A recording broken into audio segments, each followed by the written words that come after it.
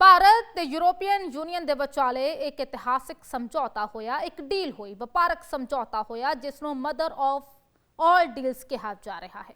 ਇਸ ਡੀਲ ਦੇ ਨਾਲ ਭਾਰਤ ਨੂੰ ਕਿਵੇਂ ਮਜ਼ਬੂਤੀ ਮਿਲੇਗੀ, ਭਾਰਤ ਕਿਸ ਤਰੀਕੇ ਦੇ ਨਾਲ ਵਿਸ਼ਵ ਪੱਧਰ ਤੇ ਮਜ਼ਬੂਤ ਹੋਏਗਾ ਤੇ ਖਾਸ ਤੌਰ ਤੇ ਪੰਜਾਬ ਨੂੰ ਇਸ ਡੀਲ ਦੇ ਨਾਲ ਕੀ ਕੁਝ ਲਾਭ ਹੋਏਗਾ, ਇਸ ਰਿਪੋਰਟ ਰਾਹੀਂ ਜਾਣਦੇ ਹਾਂ।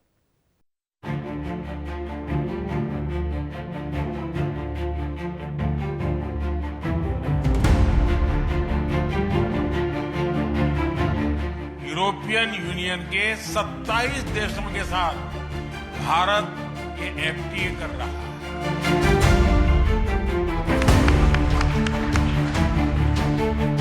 यह सिर्फ ट्रेड एग्रीमेंट नहीं है, यह साझा समृद्धि का नया ब्लूप्रिंट है।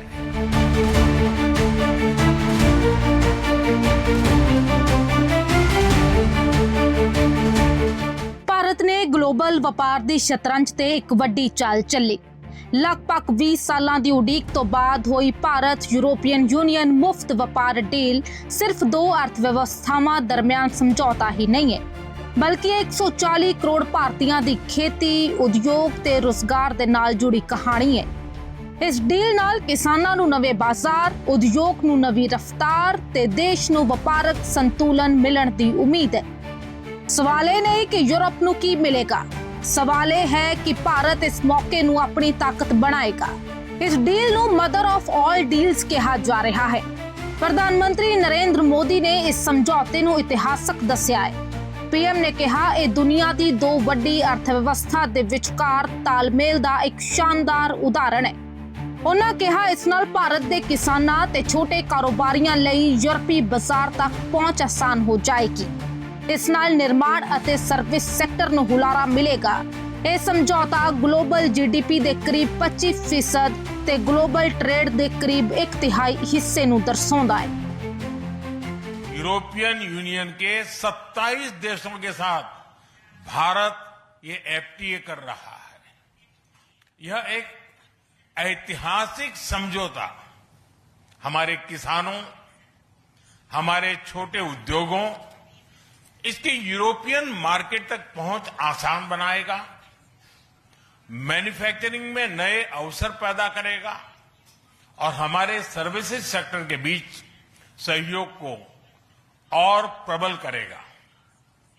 इतना ही नहीं, यह एफटीए भारत और यूरोपियन यूनियन के बीच इन्वेस्टमेंट को बूस्ट करेगा, नई इनोवेशन पार्टनरशिप बनाएगा और वैश्विक स्तर पर सप्लाई चेन को मजबूत करेगा।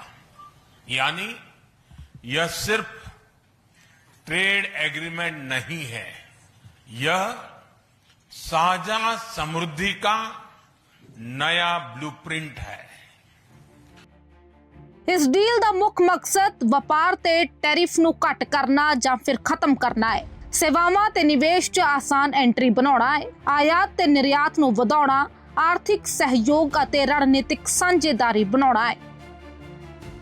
ਯੂਰੋਪੀਅਨ ਯੂਨੀਅਨ ਦੇ ਨਾਲ ਭਾਰਤ ਦਾ ਇਹ ਸਮਝੌਤਾ ਦੇਸ਼ ਵਿੱਚ ਆਉਣ ਵਾਲੇ ਯੂਰਪੀ ਉਤਪਾਦਾਂ ਜਿਵੇਂ ਕਾਰ, ਮਸ਼ੀਨਰੀ, ਖੇਤੀ ਖਾਦ ਪਦਾਰਥਾਂ ਦੀਆਂ ਕੀਮਤਾਂ ਨੂੰ ਘੱਟ ਕਰੇਗਾ, ਕਿਉਂਕਿ ਇਸ ਨਾਲ ਆਯਾਤ ਡਿਊਟੀਆਂ ਘੱਟ ਜਾਣਗੀਆਂ। ਭਾਰਤ ਨੇ ਕਿਹਾ ਕਿ ਉਸਦੇ ਲਗਭਗ ਸਾਰੇ ਐਕਸਪੋਰਟ ਨੂੰ ਈਯੂ ਵਿੱਚ ਤਰਜੀਹੀ ਪਹੁੰਚ ਮਿਲੇਗੀ, ਜਿਸ ਵਿੱਚ ਟੈਕਸਟਾਈਲ, ਚਮੜਾ, ਸਮੁੰਦਰੀ ਉਤਪਾਦ, ਦਸਤਕਾਰੀ, ਹੀਰੇ ਅਤੇ ਗਹਿਣਿਆਂ ਤੇ ਟੈਰਿਫ ਨੂੰ ਘੱਟ ਕੀਤਾ ਜਾਏਗਾ ਜਾਂ ਫਿਰ ਉਸ ਨੂੰ ਖਤਮ ਕੀਤਾ ਜਾਵੇਗਾ। ਚਾਹ, ਕੌਫੀ, ਮਸਾਲੇ ਅਤੇ ਪ੍ਰੋਸੈਸਡ ਫੂਡ ਵਰਗੀਆਂ ਵਸਤੂਆਂ ਨੂੰ ਵੀ ਇਸ ਸਮਝੌਤੇ ਤੋਂ ਫਾਇਦਾ ਹੋਏਗਾ। ਇਸ ਡੀਲ ਨਾਲ ਕਿਸਾਨਾਂ ਨੂੰ ਵੀ ਵੱਡਾ ਲਾਭ ਮਿਲੇਗਾ। ਇਸ ਡੀਲ ਨਾਲ ਭਾਰਤੀ ਕਿਸਾਨਾਂ ਨੂੰ ਯੂਰਪ ਵਰਗੇ ਪ੍ਰੀਮੀਅਮ ਬਾਜ਼ਾਰਾਂ ਤੱਕ ਬਿਹਤਰ ਪਹੁੰਚ ਮਿਲੇਗੀ, ਖਾਸ ਕਰਕੇ ਬਾਸਮਤੀ ਚੌਲ, ਚਾਹ, ਕੌਫੀ ਅਤੇ ਮਸਾਲੇ, ਫਲ ਅਤੇ ਸਬਜ਼ੀਆਂ, ਆਰਗੈਨਿਕ ਅਤੇ ਪ੍ਰੋਸੈਸਡ ਫੂਡ। ਇਹਨਾਂ ਉਤਪਾਦਾਂ ਦੀ ਯੂਰਪ ਵਿੱਚ ਪਹਿਲਾਂ ਹੀ ਮੰਗ ਹੈ। ਟੈਰਿਫ ਘਟਣ ਦੇ ਨਾਲ ਨਿਰਯਾਤ ਵਧੇਗਾ, ਕਿਸਾਨਾਂ ਨੂੰ ਵਧੀਆ ਕੀਮਤ ਮਿਲਣ ਦੀ ਉਮੀਦ ਬਣੇਗੀ। ਇਸ ਦੇ ਨਾਲ ਹੀ ਡੇਅਰੀ ਅਤੇ ਕੁਝ ਸੰਵੇਦਨਸ਼ੀਲ ਖੇਤੀ ਖੇਤਰਾਂ ਨੂੰ ਪੂਰੀ ਤਰ੍ਹਾਂ ਨਹੀਂ ਖੋਲਿਆ ਗਿਆ, ਜਿਸ ਨਾਲ ਛੋਟੇ ਕਿਸਾਨਾਂ ਦੀ ਸੁਰੱਖਿਆ ਬਣੀ ਰਹੇਗੀ। ਉਦਯੋਗ ਅਤੇ ਐਮਐਸਐਮਈ ਲਈ ਵੀ ਫਾਇਦੇ ਹੋਣਗੇ। ਇਸ ਡੀਲ ਨਾਲ ਟੈਕਸਟਾਈਲ, ਚਮੜਾ, ਜੁੱਤੇ, ਇੰਜੀਨੀਅਰਿੰਗ ਸਮਾਨ ਵਰਗੇ ਮਜ਼ਦੂਰ ਆਧਾਰਿਤ ਖੇਤਰਾਂ ਨੂੰ ਵੱਡਾ ਬਾਜ਼ਾਰ ਮਿਲੇਗਾ। ਫੂਡ ਪ੍ਰੋਸੈਸਿੰਗ, ਦਵਾਈ ਉਦਯੋਗ ਅਤੇ ਆਟੋ ਪਾਰਟਸ ਖੇਤਰ ਵਿੱਚ ਨਿਵੇਸ਼ ਵਧੇਗਾ। ਛੋਟੇ ਅਤੇ ਦਰਮਿਆਨੇ ਉਦਯੋਗਾਂ ਨੂੰ ਗਲੋਬਲ ਮਾਰਕੀਟ ਦੇ ਨਾਲ ਜੁੜਨ ਦਾ ਮੌਕਾ ਮਿਲੇਗਾ। ਇਸ ਨਾਲ ਦੇਸ਼ ਵਿੱਚ ਰੋਜ਼ਗਾਰ ਦੇ ਨਵੇਂ ਮੌਕੇ ਪੈਦਾ ਹੋਣਗੇ। ਇਸ ਡੀਲ ਦੇ ਤਹਿਤ ਕੁਝ ਯੂਰਪੀ ਉਤਪਾਦ ਜਿਵੇਂ ਕਾਰਾਂ, ਮਸ਼ੀਨਰੀ ਅਤੇ ਖਾਦ ਪਦਾਰਥ ਸਮੇਂ ਦੇ ਨਾਲ ਸਸਤੇ ਹੋ ਸਕਦੇ ਨੇ। ਉੱਚ ਗੁਣਵੱਤਾ ਵਾਲੇ ਉਤਪਾਦਾਂ ਦੀ ਉਪਲਬਧਤਾ ਵਧੇਗੀ। ਹਾਲਾਂਕਿ ਸਰਕਾਰ ਨੇ ਇਹ ਧਿਆਨ ਰੱਖਿਆ ਹੈ ਕਿ ਦੇਸੀ ਉਦਯੋਗਾਂ ਤੇ ਅਚਾਨਕ ਦਬਾਅ ਨਾ ਪਵੇ। ਇਹ ਡੀਲ ਰਣਨੀਤਕ ਤੌਰ ਤੇ ਵੀ ਵਧੇਰੇ ਮਹੱਤਵ ਰੱਖਦੀ ਹੈ। ਇਹ ਡੀਲ ਸਿਰਫ ਆਰਥਿਕ ਨਹੀਂ ਹੈ, ਸਗੋਂ ਰਣਨੀਤਕ ਤੌਰ ਤੇ ਵੀ ਬਹੁਤ ਅਹਿਮ ਹੈ। ਭਾਰਤ ਦੀ ਅਮਰੀਕਾ ਤੇ ਚੀਨ ਤੇ ਨਿਰਭਰਤਾ ਘਟੇਗੀ। ਭਾਰਤ ਇੱਕ ਭਰੋਸੇਯੋਗ ਗਲੋਬਲ ਵਪਾਰ ਸਾਥੀ ਵਜੋਂ ਉੱਭਰੇਗਾ। ਜਲਵਾਯੂ ਪਰਿਵਰਤਨ, ਹਰਿਤ ਊਰਜਾ ਅਤੇ ਟਿਕਾਊ ਵਿਕਾਸ ਤੇ ਸਾਂਝ ਵਧੇਗੀ। ਹੁਣ ਸਵਾਲ ਇਹ ਉੱਠਦਾ ਹੈ ਕਿ ਆਖਰ ਇਸ ਡੀਲ ਤੋਂ ਪੰਜਾਬ ਨੂੰ ਕੀ ਫਾਇਦਾ ਹੋਏਗਾ। ਤਾਂ ਮਾਹਰ ਮੰਨਦੇ ਨੇ ਪੰਜਾਬ 'ਚ ਖੇਤੀ ਮੁੱਖ ਕੀਤਾ ਹੈ, ਛੋਟੇ ਉਦਯੋਗ ਵੱਧ ਨੇ।